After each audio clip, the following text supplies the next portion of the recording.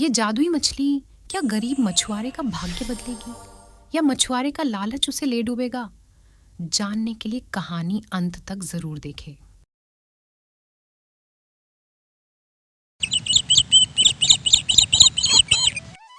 उत्तर भारत के दक्षिण गांव में सोहनपुर में एक मछुआरा रहता था, रमेश, जो कि बहुत मेहनती और गरीब था। वो अपनी पत्नी सविता और बूढ़ी माँ मंजू देवी के साथ रहता था। रमेश मछलियां पकड़कर अपना घर चलाता था।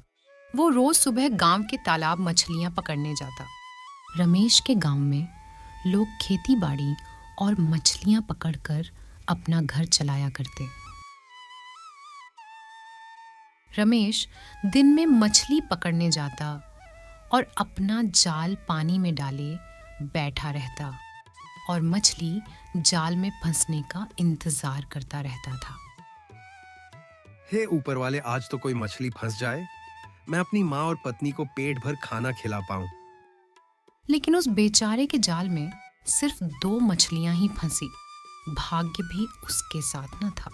रमेश निराश होकर कहता है, सिर्फ 2 मछलियां?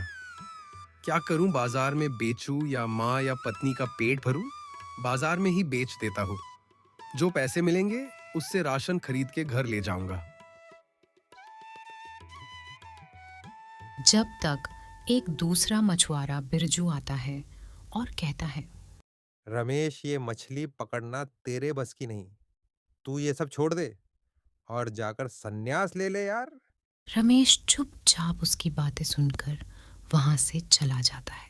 पता नहीं ये बिरजू अपने आप को क्या समझता है। जल्दी से बाजार जाकर मछलियां बेचकर घर जाता हूँ। अचानक रमेश को किस्से के रोने की आवाज आती है।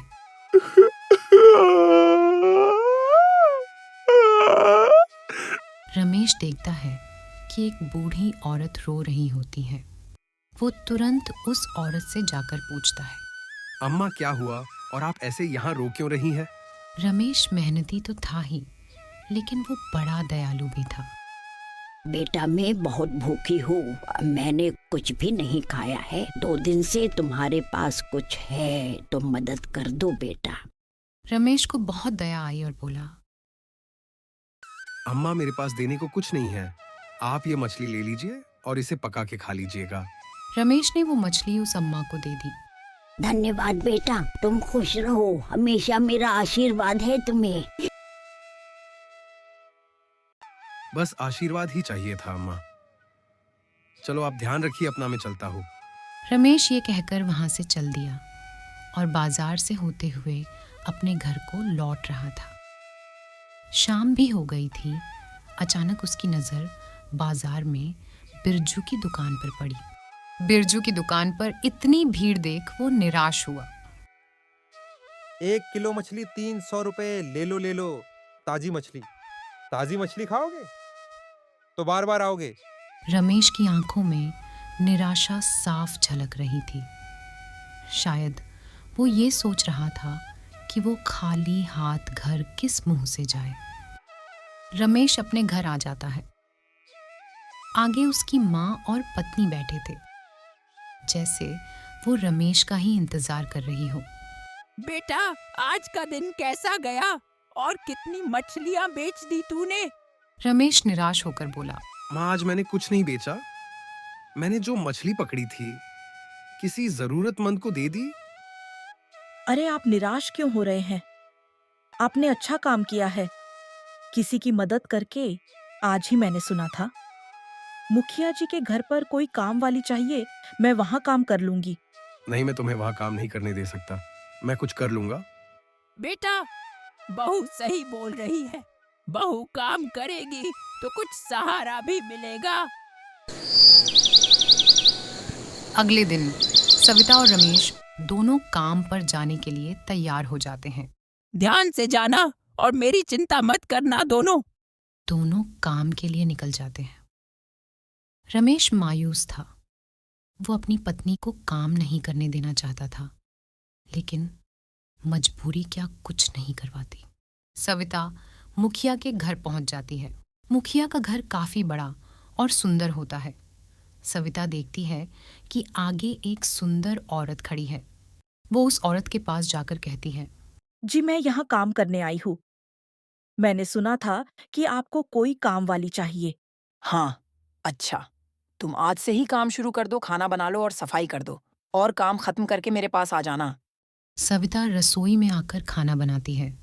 उसके चेहरे पर एक भी शिकायत नहीं थी। वो फिर बाहर झाड़ू भी लगाती है।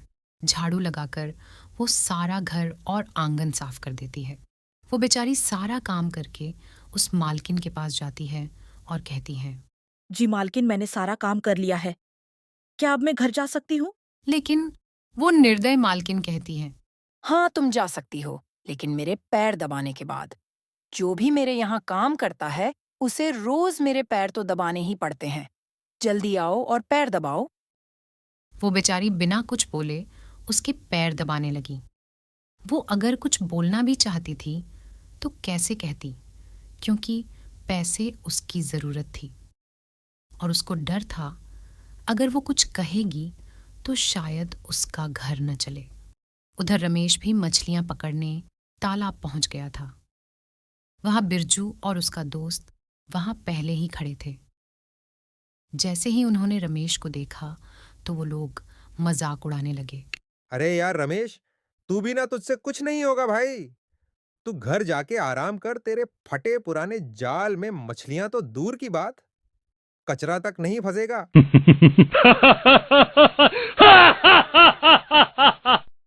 बिरजू का दोस्त जोर जोर से हंस रहा था, लेकिन रमेश अब भी चुप था, क्योंकि जब किस्मत साथ नहीं होती तो लोग क्या साथ होंगे। बिरजू और उसका दोस्त वहां से चले जाते हैं। रमेश रोज की तरह वहां मछलियां पकड़ने बैठ जाता है और इंतजार करता रहता है, लेकिन उसके भाग्य में 2 से ज्यादा मछली कहाँ लिखी थी। रमेश मछलियां लेकर बाजार में ही बेचने जा रहा होता है। तब तक एक आदमी उसे आवाज देकर कहता है, भाई क्या तुम ये मछलियाँ बेचते हो क्या? हाँ, मैं ये मछलियां बेचने ही जा रहा था बाजार। कितने किलो हैं और क्या दाम है? आधा किलो है और 100 रुपए दाम है। ले लीजिए, ताजी मछली है एकदम। लेकिन बाजार में तो सस्ती मिल जाती है। बाजार में तो सड़ी गली मछली देते हैं, मैं एकदम ताजी दे रहा हूँ। अभी ही पकड़ के लाया हूँ। लेनी है तो ले लीजिए, नहीं तो कोई बात नहीं। ये सुनकर वो ग्राहक वहां से जाने लगता है और रमेश सोचने लगता है, अगर कोई बिक्री नहीं हुई तो आज एक समय का खाना भी नहीं नसीब होगा। दे देता हूँ सस्ते में। अरे रुकिए, सुनिए, ले जाइए 80 में ताजी मछली। वो ग्राहक ये सुनकर दोबारा रमेश के पास आता है। रमेश वो मछली उस ग्राहक को देकर वहां से चल देता है। वो कहते हैं, मरता क्या नहीं करता। रमेश बाजार की ओर चल देता है और जाकर किराने की दुकान पर आटा लेने रुक जाता है। काका, 80 रुपए का आटा दे दो। 80 का आटा कैसे दे दूं तुझे? तेरे पहले ही 40 रुपए उधार पर है, न जाने कब चुकाएगा तू। काका, 80 रुपए में से 40 काट लो और 40 का ही आटा दे दो। रमेश आटा लेकर अपने घर की ओर चल देता है। आटा लेकर रमेश घर आता है और सब लोग उस दिन ठीक ठाक खाना खा लेते हैं। अब हर दिन दोनों पति पत्नी काम पर जाते। घर अब ठीक चलने लगा था। घर सविता की कमाई से चल रहा था। रमेश का भाग्य कभी अच्छा हो जाता और कभी बिल्कुल नहीं। लेकिन एक दिन सविता की तबीयत बहुत खराब हो जाती है। सविता की खराब तबीयत चलते उसका काम भी बंद हो गया था। अरे पता है, रमेश अपनी पत्नी से काम करवाता है। बेचारा क्या ही करे, मॉडर्न बन रहा है। ये सुनकर सब जोर से हंसते हैं। रमेश मायूस होकर वहां से चला जाता है और तालाब किनारे रोते हुए कहता है, शायद लोग सही ही तो कहते हैं। मैं कोई काम का नहीं हूँ। मैं अपनी माँ और पत्नी को भरपेट खाना खिलाने के भी काबिल नहीं। तभी जोर से बारिश चालू हो जाती है। रमेश ऊपर देखता है और उसका जाल भारी हो जाता है। वो जल्दी से जाल खींचता है। जाल में बड़ी सुंदर सुनहरी मछली फंसी थी। हे मनुष्य, मुझे छोड़ दे। रमेश उस मछली को बोलते देख आश्चर्यचकित रह जाता है और बोलता है, लेकिन तुम बोल कैसे सकती हो? मैं एक जादुई मछली हूँ। तुम मुझे जाने दो। मैं सब जानती हूँ रमेश तुम्हारे बारे में। मुझे ये भी पता है कि तुम्हारी पत्नी की तबीयत ठीक नहीं।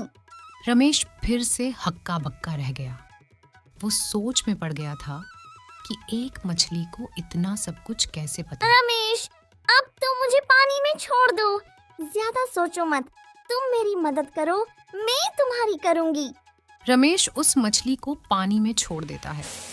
वो मछली रमेश से कहती है, रमेश, धन्यवाद। अब मेरी बात ध्यान से सुनो। जंगल में एक गुफा है, उस गुफा में एक तालाब है। बस तुम वहां जाकर मछली पकड़ना और घर जाओ। तुम्हारी पत्नी एकदम ठीक है अब।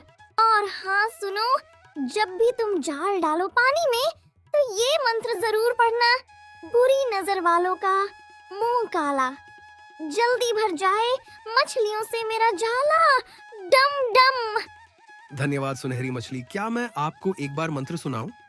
हाँ सुनाओ। बुरी नजर वालों का मुंह काला, जल्दी भर जाए मछलियों से मेरा नाला, डम डम। अरे रमेश, नाला नहीं जाला, और मंत्र गलत पढ़ने से दुविधा में भी पढ़ सकते हो, तो ध्यान रखना। अब मैं चलती हूँ। वो सुनहरी मछली वहां से चली जाती है और रमेश बहुत खुश होता है। रमेश अपने घर आता है जल्दी और देखता है कि सविता एकदम ठीक है। सविता, तुम एकदम ठीक हो, मैं बहुत खुश हूँ। जी मैं एकदम ठीक हो गई अचानक, पता नहीं कैसे। ये सब उस जादुई मछली की वजह से हुआ है। जादुई मछली? मैं समझी नहीं। हाँ बेटा, ये जादुई मछली क्या है, जरा समझाओ। रमेश सारी बात अपनी माँ और पत्नी को बताता है। वाह, ये तो चमत्कार है। जो लोग जरूरतमंद की मदद करते हैं, ऊपर वाला स्वयं उनकी मदद करता है, और आज आपको उसका फल मिला है। उस दिन रमेश का परिवार बहुत खुश था। बहुत अरसे बाद उनके घर खुशी ने दस्तक दी थी और अगले दिन रमेश उस तालाब के लिए निकल जाता है जो उसे जादुई मछली ने बताया था। चलते चलते रमेश उस गुफा तक आ जाता है और सोचने लगता है, शायद ये वही गुफा है जिसकी बात जादुई मछली कर रही थी। अंदर जाकर देखता हूँ। रमेश उस गुफा के अंदर चला जाता है। शायद अब रमेश का भाग्य बदलने वाला था। रमेश उस गुफा से बाहर आकर देखता है और दंग रह जाता है। वहां सुंदर झरना और वो पानी की मीठी खुशबू उसका दिल मोह रही थी। वो जगह ऐसी महसूस हो रही थी जैसे कोई जादुई है। रमेश उस सुंदर जगह को निहारते हुए अपना जाल पानी में डालकर बोलने लगा। जादुई मछली का बताया हुआ मंत्र पढ़ लेता हूँ। बुरी नजर वालों का मुंह काला, जल्दी से भर जाए मछलियों से मेरा झाला, डम डम। जब उसने ये मंत्र पढ़ा तो तालाब की मछलियां अपने आप जाल की तरफ आने लगी। रमेश को अपनी आंखों पर भरोसा नहीं हो रहा था।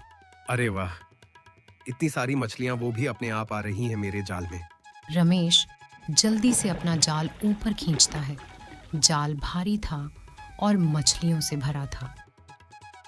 रमेश सारी मछलियां टोकरी में रखकर बाजार उन्हें बेचने चला जाता है। उस दिन रमेश के यहाँ बहुत भीड़ थी और बिरजू वहां खड़ा सब देख रहा होता है। अचानक रमेश के यहाँ इतनी भीड़ कैसे? जरूर दाल में कुछ काला है, पता लगाना पड़ेगा। उस दिन रमेश ने मछलियां बेचकर खूब पैसे कमाए और वो बहुत खुश था। रमेश खुशी खुशी सारी मछलियां बेचकर अपने घर जाता है और सारी बात अपनी माँ और पत्नी को बताता है। उस दिन वो सब खुश थे। उनका भाग्य बदल चुका था। माँ सविता, आज मैं बहुत खुश हूँ। लेकिन उस रात लालची बिरजू बिल्कुल नहीं सोया। रमेश ने मेरा धंधा बंद कर दिया है, पता करना पड़ेगा इसकी मछलियों का राज। रमेश, मैं छोड़ूंगा नहीं तुझे। अगले दिन जब रमेश मछलियां पकड़ने उस गुफा गया तो बिरजू उसका पीछा करते करते उस गुफा तक पहुंच गया। ये रमेश इस गुफा में क्यों जा रहा है? जरूर इसका राज यही गुफा में है, जाकर देखता हूँ। बुरी नजर वालों का मुंह काला, जल्दी से भर जाए मछलियों से मेरा झाला, डम डम। पीछे खड़ा बिरजू सब देख रहा था। मछलियों को अपने आप जाल में आता देख बिरजू की आंखें फटी की फटी रह गईं। रमेश मछलियां पकड़कर जा ही रहा होता है। बिरजू गुफा से बाहर आकर चुप जाता है ताकि उसे रमेश देख ना ले। रमेश के जाने के बाद बिरजू उस गुफा में वापस जाता है। मूर्ख रमेश को क्या लगा था कि वो मुझसे कुछ छुपा सकता है। अब देख रमेश में कैसे तेरा धंधा बंद करता हूँ। ज्यादा मछलियां पकड़ने की आड़ में बिरजू पानी में उतर जाता है। अरे वो जादुई मंत्र क्या था? हाँ, बुरी नजर वाले तेरा मुंह काला, बड़ी बड़ी मछलियों से मेरा पूरा जाल भर जाए। अरे भर जा डमा डम डम। अरे बाप रे, ये मगरमच्छ कहाँ से आ गए? बिरजू के गलत मंत्र पढ़ने से पूरा तालाब मगरमच्छ से भर गया। बिरजू जोर जोर से चिल्लाने लगा, बचाओ बचाओ, कोई तो बचाओ।